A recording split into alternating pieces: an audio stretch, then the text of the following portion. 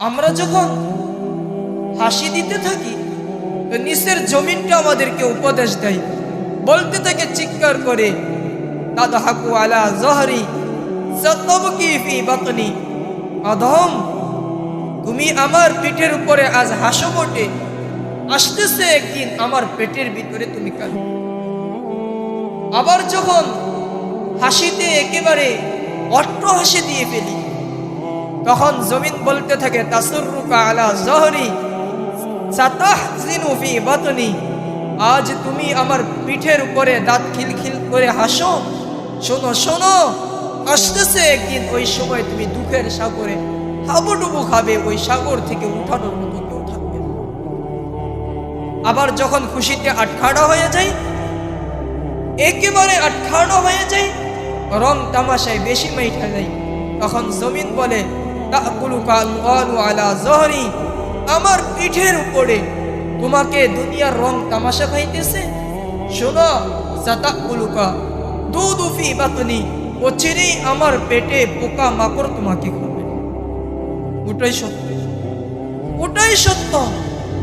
আজ আপনি মানেন বা না মানেন, এ কারণে আল্লাহ আমাদেরকে বলেন শাবাব লা ইয়াখতারুকা শাবাবুক।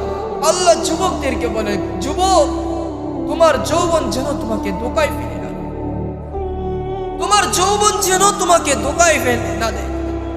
কারণ কাম্মিন শাব সাবাকা ইলাল মউত, কত যুবকই তো এমন যাদেরকে আমি আল্লাহ মৃত্যুর কোলে ঢলে ফেলেছি।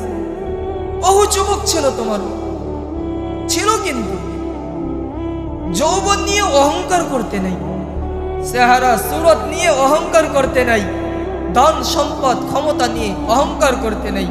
এই কারণে আল্লাহ বলেন লা ইয়াখতারুকা শাবাবু, তোর যৌবন যেন তোমাকে ধোঁকায় ফেলে না দেয়। কারণ কি? বা ইন্নাকা গায়রা মুখাল্লাদ, কারণ তোমার যৌবন চিরস্থায়ী না, রূপসীর রূপ চিরস্থায়ী না, যুবকের যৌবন চিরস্থায়ী না, ক্ষমতাওয়ালার ক্ষমতার বাহাদুরি চিরস্থায়ী না,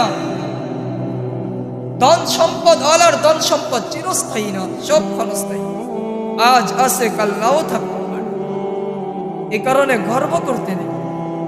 কত যুবকই জমিনের ভিতরে ছিল, কত যুবকই জমিনের ভিতরে ছিল যাদের পায়ের আওয়াজের কারণে মাটি পর্যন্ত থরথর করে কাঁপত।